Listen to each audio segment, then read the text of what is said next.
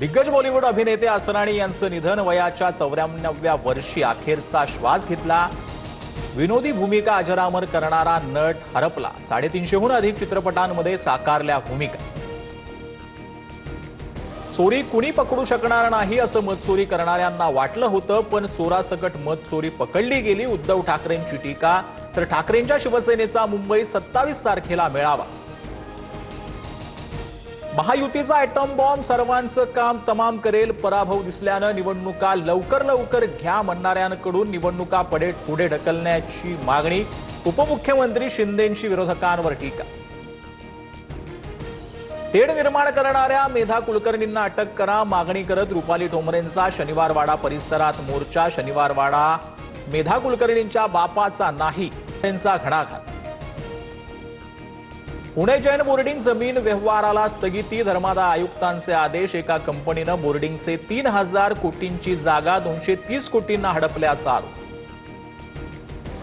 धर्मादाय आयुक्तांना स्थगिती देण्याचा अधिकार काय? त्यांच्या संगनमतानं व्यवहार झालाय। मोहळांसह सर्वांवर गुन्हा दाखल करा, रवींद्र धनगेकरांची मागणी। डुक्कर परवडलं पण सरकार नाही, एखादा आमदार कापला तर आत्महत्येची वेळ येणार नाही। बच्चू कडूंचं वादग्रस्त वक्तव्य, तर बच्चू कडूंनी बालिशपणासारखं बोलणं थांबवावं, प्रवीण दरेकरांचा सल्ला। चाळीसगावच्या नागद रोड परिसरात 2 गटात तुफान राडा, गाडीला कट लागण्याच्या कारणावरून झालेल्या वादाचं रूपांतर दगडफेकीत। अज्ञात जमावाकडून 4 चाकी वाहनांची तोडफोड।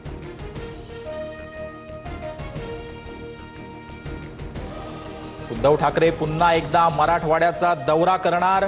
नोव्हेंबरच्या पहिल्या आठवड्यात ठाकरेंचा दौरा, शेतकऱ्यांना मिळणाऱ्या भरपाईची माहिती घेणार।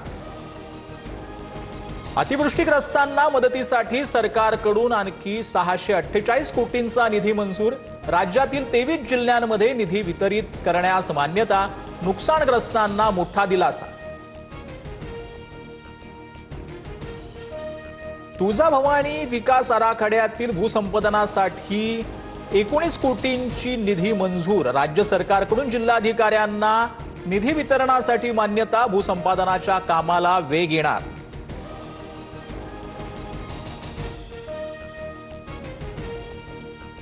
देशभरासह महाराष्ट्रात दिवाळीचा मोठा उत्साह, नव्या वर्षाचा नवा संकल्प करत चैतन्यमय वातावरणात दिवाळी साजरी।